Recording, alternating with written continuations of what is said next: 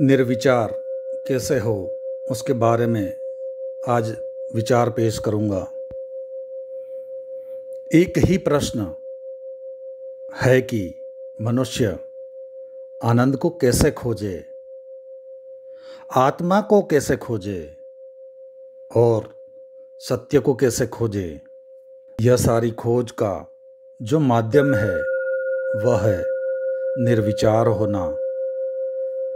समाधि के माध्यम से सत्य का अनुभव होता है या आत्मा का अनुभव होता है।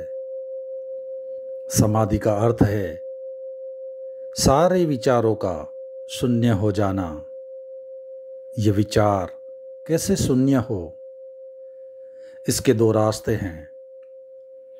एक रास्ता तो है कि हम अपने भीतर विचार का पोषण बिल्कुल न करें। हम सारे लोग विचार का पोषण करते हैं और संग्रह करते हैं। सुबह से शाम तक हम विचार को इकट्ठा करते हैं और इस इकट्ठा करने में हम कभी यह भी ध्यान नहीं रखते कि हम कचरा इकट्ठा कर रहे हैं, हम फिजूल का कचरा इकट्ठा कर रहे हैं या कोई सार्थक बात भी है इसमें जिसे इकट्ठा कर रहे हैं। अगर हमारे घर में कोई कचरा फेंक जाए तो हम झगड़ा करेंगे, लेकिन अगर कोई आदमी हमारे घर आकर 2 घंटे मेरे दिमाग में कोई विचार फेंक जाए तो हम कोई झगड़ा नहीं करते। दुनिया में एक दूसरे के मस्तिष्क में विचार फेंकने की पूरी स्वतंत्रता है। इससे खतरनाक और कोई स्वतंत्रता नहीं हो सकती, क्योंकि मनुष्य का जितना घात ये विचार कर सकते हैं उतनी और कोई चीज़ नहीं कर सकती। हम इस भांति जाने अनजाने बिल्कुल मूर्छित अवस्था में विचारों को इकट्ठा करते रहते हैं।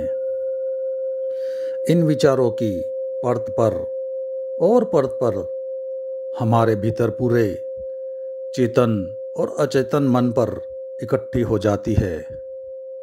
उनकी इतनी गहरी दीवार बन जाती है कि उनके भीतर प्रवेश करना मुश्किल हो जाता है। जब भी आप भीतर जाएंगे यही विचार आपको मिल जाएंगे। आत्मा तक पहुंचना संभव ही नहीं होगा। ये विचार बीच में ही आपको रोक लेंगे, भीतर जाने ही नहीं देंगे। हर विचार अटकाता है और रोकता है, क्योंकि विचार आपको उलझा लेता है।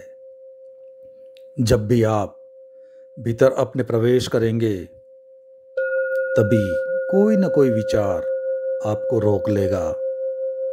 आप उसी के अनुसरण में लग जाएंगे।